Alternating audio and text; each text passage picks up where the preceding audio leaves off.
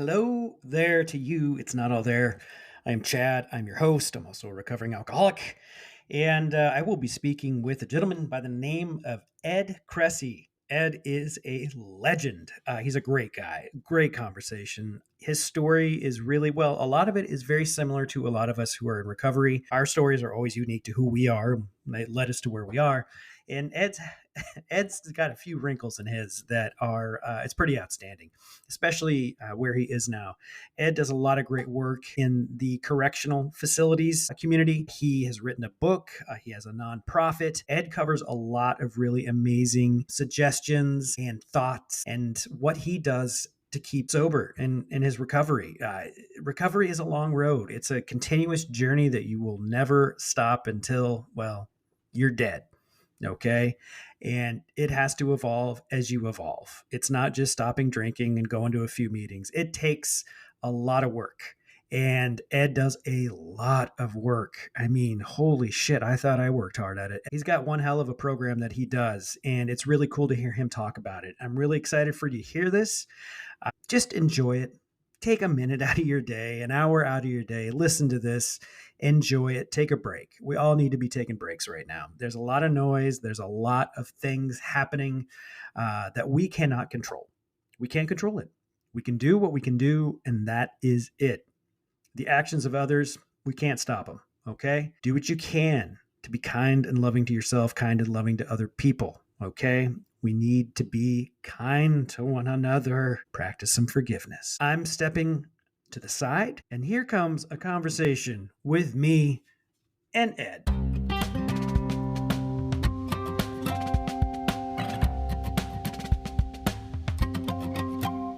Hi, Ed.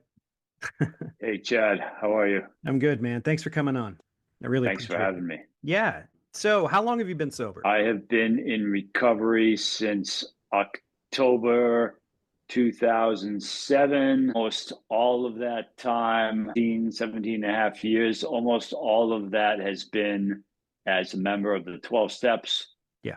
the AA community. Yeah. I've done some other forms of recovery, which are not strictly speaking abstinence based. To me, the AA is the best for me, not the Yeah, best, for anybody, but for me for personally, me. I get the most value out of Yeah, AA. So absolutely. that's what I stick with these days. Yeah, me too. I like to kind of see what else is out there, educate myself in it, maybe take a little something from here and there. But the 12 steps really are the one thing that keeps me grounded, keeps me going. So, where are you at right now? Are you in Massachusetts? Is that right? Massachusetts, yeah, I'm in living in the home I grew up in. I'm in my childhood bedroom right now. Full Are you circle. really? Yeah, yeah. All right. Well, that's really cool. So, all right, you grew up in Massachusetts. What was that like? What was your childhood like? Childhood was idyllic in many ways. I'm out in the countryside here. I love to use my imagination. My parents taught me to read at a very early age. I always the fantasy worlds that I found in books were always worlds that were much more attractive to me and doable for me than the world of reality, right? That Yeah. I found right around me. I loved being in nature. I loved using my imagination. I had a lot of opportunities as a kid. Great childhood in many ways. Didn't always fit in with the other kids, especially when I turned 12, 13 years old. Okay. Growing up, I was a very sensitive kid. I would Uh, cry yeah. quite easily in school Yeah. when the teachers yelled. Yeah. Was very uncoordinated, couldn't compete in gym class or on the athletic fields. Where I went to junior high, reading, crying, and being uncoordinated, Not not good. exactly a campaign platform for most popular kid. That's that led to me finding drinking. Drinking was a way, like it is for so many of us. Drinking was a way for me to find feelings of confidence, Yeah. feelings of self-worth, feelings of acceptance. They turned out to be false feelings Mm. ultimately. Yet in my early days of drinking and drug taking, I didn't drink or do drugs in order to be a drunk or high version of myself. I wanted to be a whole different person. Yeah. I wanted to transform into someone completely different. Right. I hated myself in many ways. As an adult, I was always that awkward, weird, bullied kid, afraid to stand up for himself on the playground or in the high school hallways. I drank to just feel, it's the story you hear so many times. Other kids laughing with me and not at me, finding Yeah. the Yeah. courage to, Yeah, you feel, find, yeah, you feel outside of your skin, outside of yourself. It's like you put on a different yeah, suit, become somebody else when you drink. Did you grow up absolutely. around a lot of drinking, like in your family, extended family, friends? I mean, what led you to the drinking? Not so much in my family, but definitely friends. The Okay. small town that I grew up in, it's a wonderful place. Fantastic people, beautiful. There, drinking is a part of the culture in Yeah, many sure. ways. Certainly, it was in high school, as in many high schools. Drinking was the first way I felt like I could fit in. Drinking was the first way I felt like I had a skill.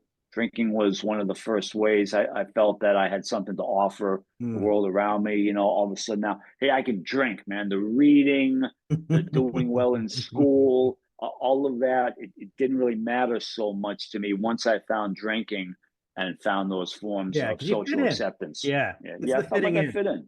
Yeah, Yeah. I mean, it's it's like you're telling my story, really. Mm. Same thing. A sensitive kid. I was a late bloomer. I had bad teeth. They were like really, they were like just like planks sticking out of my mouth. So, Mm. yeah, very I had sensitive. acne. I had Oh, okay, not acne, a skin condition. So it made it very great. on my legs and my upper body. So Oh, in gym class, I remember yeah, I wouldn't change in the locker yeah. room. I had to because I was embarrassed. I had to change in this little corner of the locker room, and I was always wearing sweatpants when all the other kids were wearing shorts. Ah, Then at the swimming hole down the road from where I grew up, swimming in jeans. yeah, it was Yeah. just many things about myself were things that I didn't like. I Mm, just felt myself I came to believe in myself as a person who deserved to be ostracized. yeah. I believed in myself as a person. I believed I was a person who didn't deserve love, who didn't deserve acceptance. I developed these self-limiting beliefs that became deeply ingrained, and that the, the only escapes I found were through drinking and taking drugs. That's, such a common story that I hear a lot through the people that I do the podcast with. I have a men's group here in my house that I started about 10 years ago. And so many of our stories are just like that, I didn't fit in. I didn't like myself. I was put here to be that person, to be pushed around, to be put down, to be made fun of. Like that's my role in life. And I guess I just should accept it. So I might as well play the part. Um, and for me personally, kind of taking on that role, I sort of chameleoned my way around different groups. I kind of had a way of fitting in a little bit through different groups. But in any setting that I was in, any group, whether I was in a group or a one-on-one with a friend, I always felt weak. I always felt that I didn't belong. I always felt different. And I never saw any kind of future for myself. I never, if you think back and it's like, oh yeah, I remember daydreaming when I was this age that by the time I'm 30, this is what my life is going to look like. I never saw it. I never saw it past the next day. And when I started, I didn't drink until I was 18. I was pretty straight laced, but similarly to you and to a lot of people, once I had that first drink, my life changed. I changed. I became a completely different person, and I kind of rather liked that version of myself over everybody else or the person that I was day to day. So did you leave town? I mean, I grew up in a small town as well, and it does have its challenges. Did you choose to stay? Did you choose to cut and run? I mean, how did that go? What's the next phase look like? The first time I got drunk, really drunk, like blackout drunk, Yeah. 16 years old in Germany. We were on a family vacation. My uncle was stationed at an army base Okay. there. Okay. I just remember I remember being surrounded by kids my own age and really fitting in. Yeah. I fit in, Yeah. but it was one of the first times I felt like I fit in. Blackout drunk, uh, vomiting, uh, and it was the greatest night of my life. One of the greatest times. I couldn't wait. It's a story you always say. I couldn't wait to do it Yeah. again. To answer Yeah. your question, to answer your question, it was I tried to match those feelings of belonging and to rise up, as my mind in the twisted thinking I began to develop, to rise up to that same level of acceptance. I developed a lot of problems as I returned back to my hometown, started drinking more, consequences began setting in. I got caught vandalizing school property, caught skipping school, driving ridiculous rates of speed on the country roads, pulled over by the cops, dusted in the baseball field by the police, drinking after dark. I blamed it all on the town. I blamed Yep. it all on the town I grew Yep. up in, the small town, my parents. I would get in screaming matches with my parents at the dinner table. In no way did I blame myself No, or of understand course that it was not. my poor decisions. So I blamed all my small town. Before my drinking really kicked in, I had done well on the standardized tests in high school, the PSATs. Sure. I'd been a good student until the drinking. A college out in San Francisco gave me early acceptance.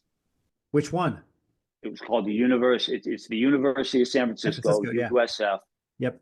Wow, what to my mind an amazing opportunity this was, to leave all my problems behind me, in Can't my get farther mind, all away my than that. problems. Yeah. Yeah, and I went off to college I skipped my senior year of high school, Wow. Okay. went out to college in San Francisco. I'd spent a summer in San Francisco staying with my uncle, the same uncle from Germany. He and his family, he was transferred to San Francisco, and now a whole world opened up to me, a world of acceptance, a world of adventure, a world of a world where I could achieve my dreams, as it were.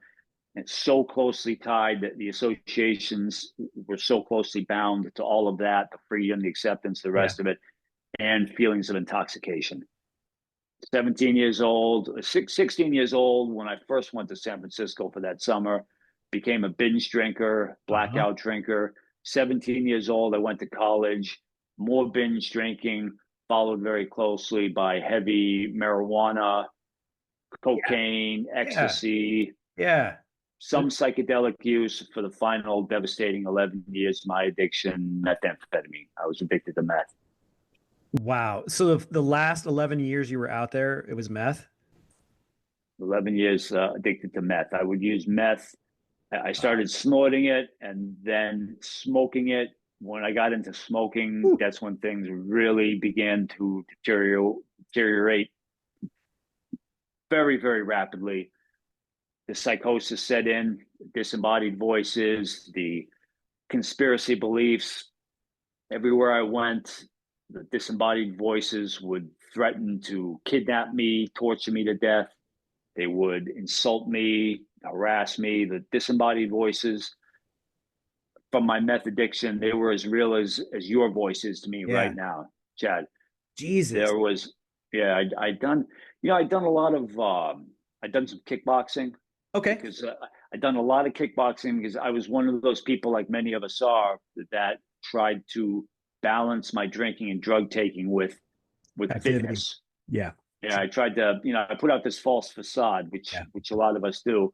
A guy who is kickboxing all the time, like I was doing, a guy like that can't be addicted to drugs. Exactly. Therefore, if I do these things, if I kickbox all the time, I must not be addicted to drugs. And there were other Absolutely. things too. I had a professional career, spent time with my family, had relationships, owned a home at one point, rode a big, beautiful BMW motorcycle. Hmm. It was all a facade. It was all a lie I sold to myself. When I could sell that lie to myself, the lie being I'm not addicted to drugs because I'm doing all these things. When I believed the lie, it was much easier for me to sell it to the people around me, the people Absolutely. who loved me. Absolutely. So, all right. So you have a career, you have a family. Do you have family? So you have kids? No, never been married, never had kids. Okay, never been married, No, never had just kids. All right, so yeah. you've got this professional life, you got this gym life, got a sweet bike, and how long did you maintain that that facade along with your addiction, did it progress during that, or was it at that time that you really started to hit your stride with the addiction?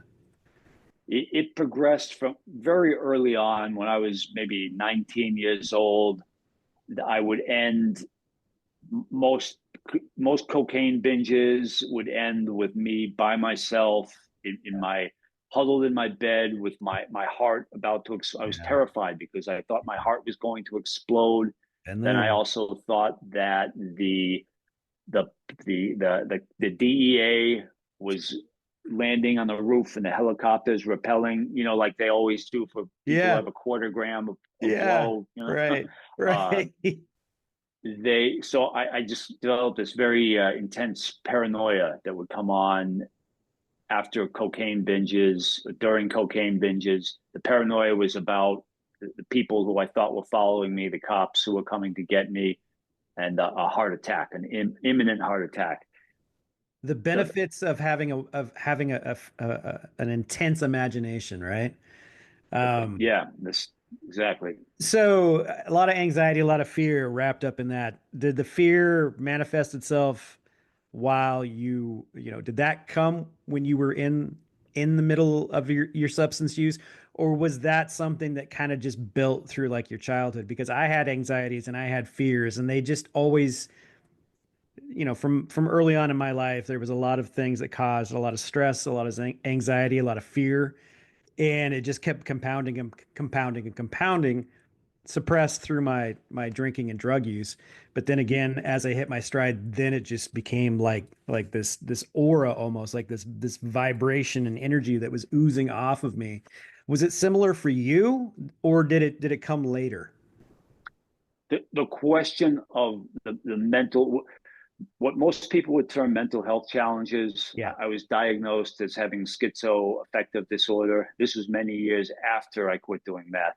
Okay. The psychosis I was in, certainly whether it was meth induced or from where the psychosis, from wherever Yeah. the psychosis came, you would absolutely term these mental health challenges. Whether the mental health condition, so to speak, existed before I Right. started drinking and using drugs or as a result, very hard to tell because I started drinking heavily so early in life, 16 years old. Did I have these mental health, what most people would term mental health Right. conditions before I started drinking? I don't know. I do know that I suffered from a lot of anxiety, a lot of negativity, a lot of self doubt, paranoia. Yes, when I was using drugs, probably there was some kind of pre-existing what people would Sure. call mental health Yeah. challenges. Yeah. Okay. The good news is once I learned how to begin addressing these things through the spiritual path of recovery, I was able to, even though I experienced what you would call symptoms of a mental health condition for years and years after I quit using drugs. And Yeah. even to this day, Right. I'll entertain beliefs about conspiracies or I can tune in disembodied voices. I'll have not I wouldn't call them flashbacks, but remnants of that psychosis. Yet I've learned to understand that there are things like angels. There are angels, there are spirits, there are these benevolent beings Hmm. that help us when we're on spiritual paths of transformation. Absolutely. As as as I've been shown a path like the one I've been shown, my first ever meditation teacher, who took me on as who mentored me starting soon after I got sober. He taught me about these benevolent beings that I call angels.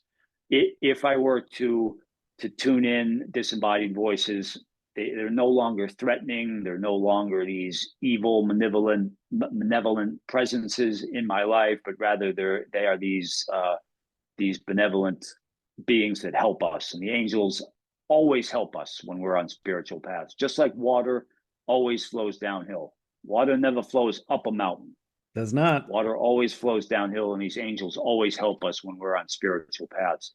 The point is, thanks to God, that thanks to a belief in a spiritual presence Mhm. or a source, and thanks to an incredible amount of help, a lot of it, ironically, having come from law enforcement people and especially people who are incarcerated or formerly incarcerated, and a lot of help from people in recovery and from elsewhere.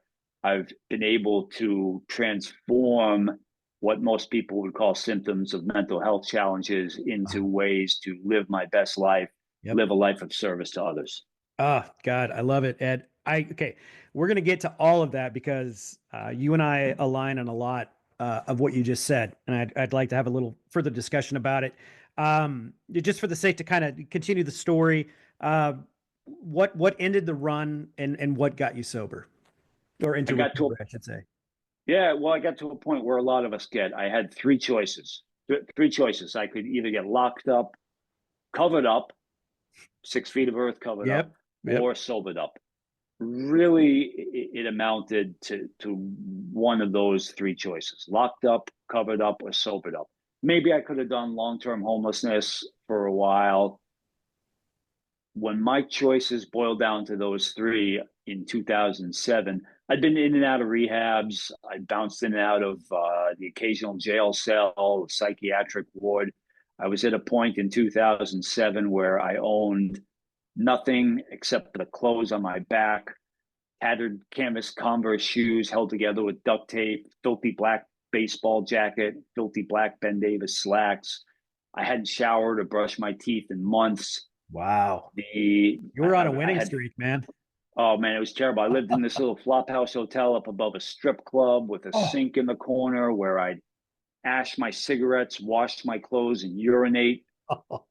This was my life. So it was not a sustainable life. And really, I had no hope of things getting better. Hope. The best I could hope for was that things wouldn't get worse.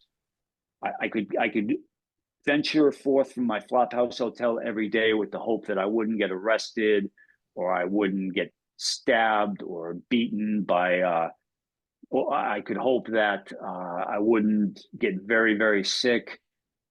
Yet I really had almost no hope that things would get better. I was nowhere near Yeah. employable. These were my choices. My options boiled down to three. I always believe that I like to look back and say that I always had the choice. I could have chosen to Hmm. stop drinking or stop taking drugs at any point. I mean, I look back and say every night I used cocaine, I had the choice to stop using. I Yeah. mean, this is me. This is not It's not really what everybody, you'll but hear.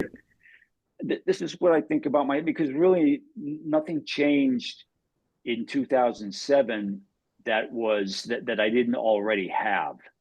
I yeah. just I was able to exercise that choice.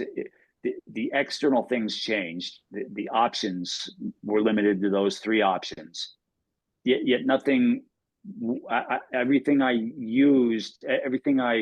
used to make that decision to get sober, I'd already had. I had that all those years. I just didn't know how to access it. Yeah. I didn't know how to get at it. I didn't know how to find my inner Right. strength Right. that would allow me to overcome obstacles and stay in the path of recovery. Where I got those things, where I got the inspiration to Yeah. access what I already had, was from the people in recovery. The people in recovery showed me that path to Man. spiritual progress and certainly service to others. Yeah. So you got sober in '07. When did you start doing your service work? And to kind of piggyback on that, when did you get to the self acceptance part of your recovery? That was a big moment for me about a year and a half ago, and my life has changed dramatically since then. I had to do a ton of work in order to get to that point. And from hearing, just the little bit that you've shared with us so far, you have done an incredible amount of work on yourself, on your spiritual part of your life, and even on the mental health part of your life. And what was it that kept you going? And when did you reach that point where you were okay with yourself? I found a path of what I call the three S's, the letter S: service, self improvement, and spirituality. There's a guy, Pat McGuire, good, became a very good friend of mine and still is to this day. Pat McGuire, Michael Descend, who was my meditation teacher, who I mentioned, many other Mhm. people. But these guys in particular showed me the path of the three S's. I learned that if whatever I do hits one or more of those three S's, if whatever I'm doing is a means to improve myself, self improvement, to be of service, or to follow a spiritual path, the three S's, probably I'm going in the right direction. If I put one foot in front of the other that way along that path of the three S's, I had a lot of fear. I was driven by fear. Even after I quit meth, Yeah. I was afraid of law enforcement. Mm. I had a lot of paranoia about the FBI. I had this conspiracy belief that the Bureau was going to try and pin 9/11 on me because I'd inadvertently befriended one of the 9/11 hijackers when I was kickboxing in Bangkok. I mean, we could go on and on and Yeah. on with these conspiracy beliefs. I knew if I was really going to live my best life, I had to overcome my fears, that S of self improvement, and also that S of service. I became a Krav Maga instructor. Krav Maga, it's like martial arts. It's Okay. more, it has self defense applications. It just so happened that one of my Krav Maga students was a member of an FBI SWAT team. The Okay. FBI, it's so ironic because the FBI, when I was in the conspiracy beliefs and the paranoia, Huh? the FBI SWAT team specifically, they were the people I was most afraid of in my delusions. Because the FBI SWAT team in my delusions would have been the ones to kick down my door and drag me off. Right. Of 9/11 course. conspiracies. Of course. Here I am now that I'm in recovery, practicing the three S's. Here I am, or there I was in my Krav Maga studio doing some volunteer training for an FBI SWAT team. So I'm serving the FBI. I'm overcoming my fears. I'm being of service. From there, I was given the opportunity. The FBI gave me the opportunity of joining a Citizens Academy, FBI Citizens Academy, where they take people who are community servants. As I was doing a lot of work in service to the incarcerated and the Okay. post-release population, which I'd love to tell your audience about. Please. Yeah. The FBI recognized that. So much to the FBI's credit, they gave me another chance. They gave me a chance to participate in the Citizens Academy, and the FBI knew who I was. When I was on meth, I used to go into the FBI office, high on meth, and write. This was back when you could still go to the FBI Sure. Right. offices. I Right. don't think you do that anymore. Yeah. I don't think I, so. I would fill out complaint forms. Dear FBI, Oh, wow. please stop following me. Oh, Or my dear God. FBI, please help me figure out who is following me. I need your. This is me. I was signing my name Oh, in my the. So God. the bureau, they knew who I was. I wasn't just some guy by myself in an apartment with conspiracy beliefs. I mean, I Yeah. was that person. Even though the bureau, knowing who I was, knowing my history, still gave me a second chance. In 2018, the FBI named me as one of 57 Americans to be recognized with the FBI Director's Community Leadership Award. In 2019, the Bureau brings me out to headquarters in Washington, D.C. The director of the FBI, the Yeah. director of one of the preeminent law enforcement organizations in the entire world, if not the preeminent, shakes my hand and presents me with this community service award for my work helping the incarcerated and formerly incarcerated Amazing. people. That's a path of transformation. I'm not trying to sell your audience on the No. FBI. The FBI, No, but in my that's a high level example of what doing the work is. If the spiritual aspect of work that you do in recovery and sobriety, if you stay with it, will lead you on paths like that. Here you are, you've got a studio, you're doing this work, and here comes the FBI to you to almost extend a hand and say, like, hey man, it's okay. We got you. And we have to be able to know how to accept that in recovery because those kinds of messages, those experiences are always around us, right? We just have to know when to accept them. And that is just amazing. And congratulations on that. That's a great award. So let's get to the work that you're doing with the incarcerated people. I'd like to hear a lot about that. Oh, thank you. Yeah, and what you were saying to me again, that's the angels. Yeah, The yeah, angels on my path exactly. when acceptance. I The love the way you universe, phrase that. angels, God, whatever you need to call it, that's exactly what it is. Yeah. In 2014, things were going very well for me on the outside. There was a biotech firm in Oakland, California that gave me a great opportunity. They treated me very well. They were paying me the equivalent of a six-figure salary. Yet I was miserable.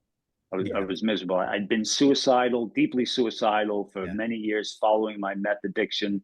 yep, The only reason I didn't commit suicide was because Pat McGuire and whom I mentioned and others imparted upon me spiritual beliefs about the afterlife. That right. was part of my spiritual path. But in 2014, I was miserable, even though on the outside these things were going well. My family had welcomed me back, so much to their credit. There was an organization called Defy Ventures. They're still around. Okay. Defy Ventures is a nonprofit that delivers entrepreneur and employment training to, apologies for that phone ring. Oh, it's fine. Aurora, I thought I put that on silent. Hmm. Defy Ventures delivers entrepreneur and employment training to people who are or were incarcerated. Defy Ventures allowed me to graduate their program, to work for the organization, to volunteer. There was a related organization. Some people left Defy Ventures and formed another organization called Hustle 2.0. Hustle 2.0 delivers similar training in correctional facilities. Okay. They allowed me to volunteer in Pelican Bay State Prison. Ooh, Spent about 6 days up in Pelican Bay volunteering in the secure housing unit, so what we think of as solitary, yeah, that's intense. volunteering elsewhere. Yeah, and what Hustle 2.0 did was they identified members. The way I understand it is, as per the bylaws of many of these prison gangs, national prison gangs, Yeah. their bylaws state that the leaders have to be incarcerated in Pelican Bay in the secure housing unit. Okay. Um, so what Hustle 2.0 did was they identified these prison gang leaders who actually had took a large hand in writing their curriculum. So the curriculum is for Hustle 2.0 is authored by and therefore endorsed by leaders of national prison gangs, making this transformational curriculum of entrepreneurism and employment and self-development acceptable to prison gang members Yeah. whom otherwise might not undertake a transformational path due to political considerations or other factors. So So it's really if you don't mind, I just want to, what was the inspiration for these gang leaders to do this? What was it? Was it them? Was it work that someone like you or someone like you did? Was it the prison? I'm really curious about that because that's pretty powerful work that they're doing. it's amazing, and it speaks so much so highly to the Hustle 2.0 and their Yeah. remarkable group of volunteers. I think I worked closely with men in Pelican Bay and High Desert State Prison and women in San Francisco County Jail, whom I was allowed to serve. In Pelican Bay, the men I worked with are all convicted of violent crimes, Yes. murder in many cases. Yes. These men have been labeled by society as being the very worst of the very worst. Right. These men are all validated gang members, as we were saying. These Right. men, some of the most beautiful human beings I've ever met. Not because of the things they've done, certainly, but because of how they're applying themselves to these life transformations. And Chad, I think it's as simple as people believed in them. Yeah. People in Hustle 2.0, the volunteers who dedicated their time to Hustle 2.0, they believed in these incarcerated people, just like the FBI and many others You. believed in me. Once we have that belief in ourselves, once others believe in it, for me, until other people believed in me, I Hmm. really didn't believe in myself. Yeah. I chose not to. For whatever reasons, that belief in Yep. myself, it didn't take hold. I had those self-limiting beliefs. Yeah. I did the same When thing. others, yeah, when others believe in us, we adopt self-freeing beliefs, and that's what we've seen in places like Pelican Bay and High Desert. Today, We do today. I have my own small nonprofit. It's called Uncarcerated. I hope you don't mind me saying the name. No, please. Uncarcerated. Yeah, we do recovery meetings in Arizona. We will zoom in. We get about 100 or so, sometimes more, incarcerated people throughout the state of Arizona. We are so fortunate to have very solid partners in the Arizona Department of Corrections, Rehabilitation, and Reentry, from Director Thornell, who Thornell is he's the director at the state level. He's a very progressive individual who believes in the power of transformation in the incarcerated population. Director Thornell and many others in the Arizona, D.C. Department of Corrections support our work. We take in these Zoom meetings. We get about 100 or so. As I mentioned, incarcerated people show up.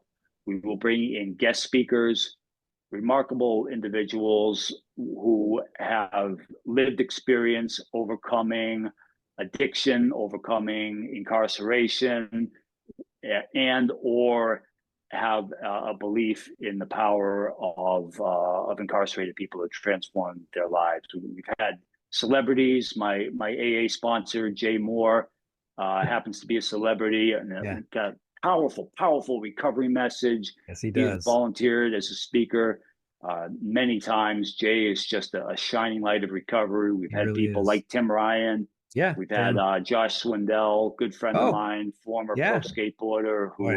who served 19 years in the Yeah. California system. We've had Jennifer Jimenez, Anna David, remarkable shining lights of recovery and transformation, and many others. So we're able to be of service to the incarcerated population. We're serving ballpark 400 incarcerated people a week through Amazing. our recovery meetings. And I also, along the way, thanks in large part to Defy Ventures, I wrote a book.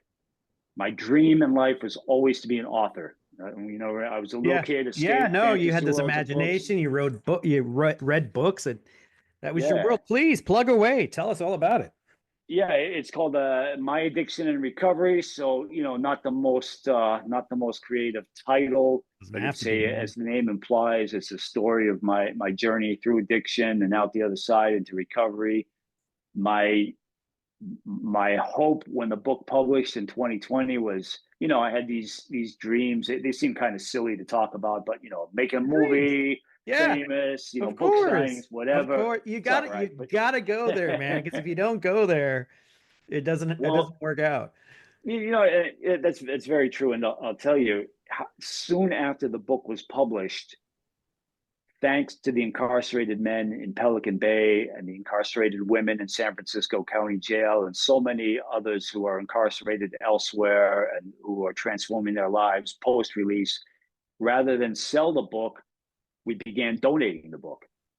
We donated 100 and some odd copies to Pelican Bay. We donated 1,200 hard copies to various prisons and jails across the United States. Today, thanks to a remarkable platform called Edovo. Edovo is a content provider in Okay. correctional facilities nationwide. Okay. If you're incarcerated today, you often have a tablet, Right. Yeah. and then your Yeah. tablet will have educational materials. My book, thanks to Edovo, is available to 550,000 incarcerated learners throughout Amazing. America, and we've That been is getting a steady stream. Yeah, it's beautiful. I never that's thought that. amazing, man. It really is. And we've been getting a steady stream of downloads. About 200 incarcerated readers a week download my book. Between two and 300 download my book each week. And then between 100 and 200 show up to our recovery meetings. And in my wildest dreams, being an author, going back to when I was a little kid, I never imagined that, 200 people a week for months and months would be reading my book. It speaks so highly to incarcerated people who transform their lives. They inspire me so much. The volunteers that serve them, and the FBI, and many individuals in police forces that I've been allowed to serve who also inspire me. I was given a second chance, living up above that strip club with the sink in the corner, Yeah. urinating and washing my clothes and carrying that 357, which I used to carry almost everywhere I went because rogue FBI agents Yeah. were Why after me not? in my mind. to have been given second chances and go from that life to living a life of service and hopefully being of some small degree of service to you and your remarkable audience. It speaks so highly to the value of second chances. I'm very grateful for the second chances I've been given. Oh, that is beautiful. Thank you so much. I want to know, for a personal reason, I'm going to ask you a question. Um, how is it in your recovery? Are you able to accept and handle, for lack of a better word, the success that you're having? Not necessarily if there's any monetary attachment to it, but like you just mentioned, 200 to 300 incarcerated people a week are downloading your book. You're helping 200 to 300 people a week just with that one part of the work that you do. What is it that helps keeps your eye on the ball, helps keep you sober, keep you on the beam, all that stuff without almost becoming overwhelmed with what's happening, and then it builds into a fear? What is it that you do? What helps me the most is the angels, the spiritual path. The reason I haven't taken my own life long before now is because Pat McGuire and Michael Descend and others instilled in me a belief in the afterlife.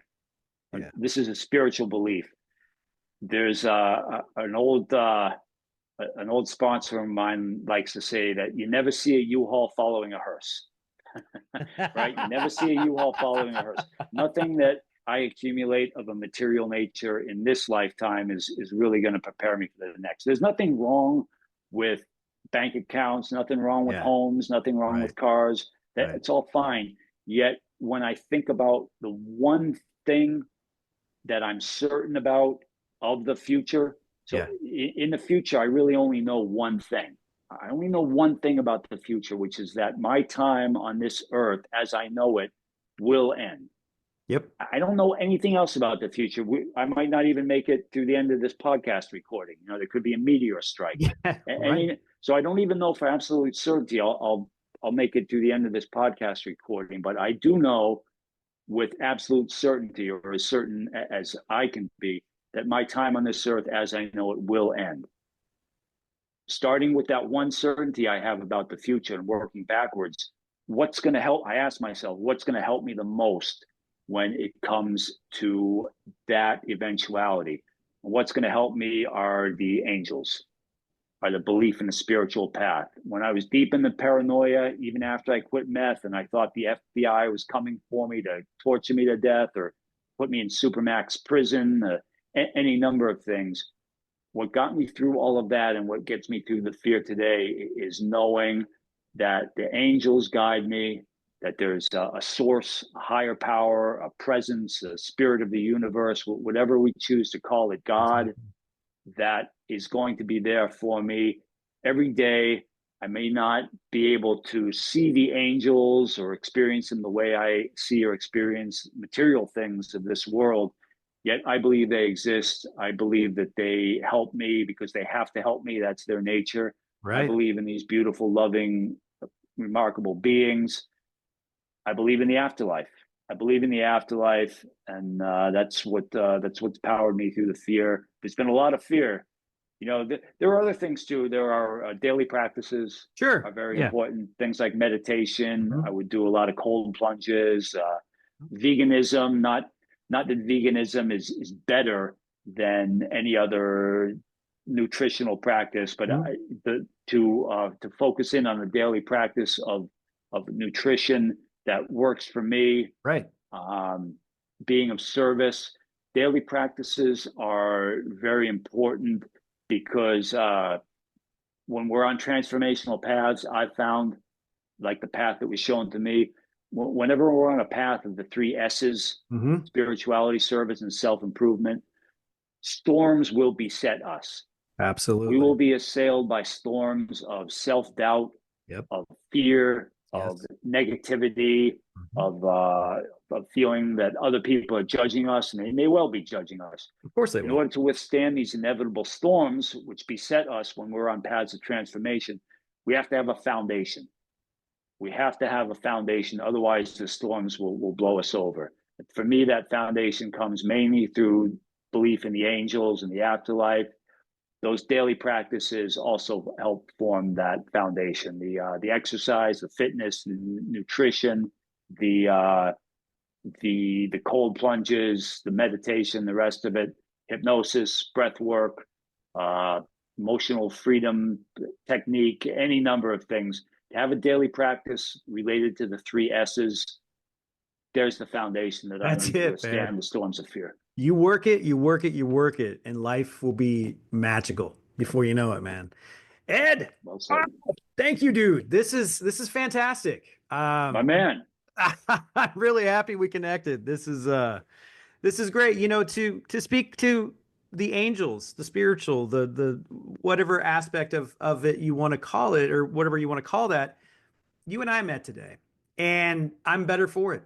And we're putting a message out there, and I know that people that listen to this are going to be better for it. And if you don't believe in the miracle, if you don't believe in a higher power, something greater than yourself, well, you're listening to it right now because it put us together. We had this conversation, and now you have it. So just keep that in the back of your mind. Ed, thank you, brother. I really appreciate this. Thank you, my man. I appreciate you. I appreciate your audience. All right, man. You take care. Thank you. You too. Take care. Bye.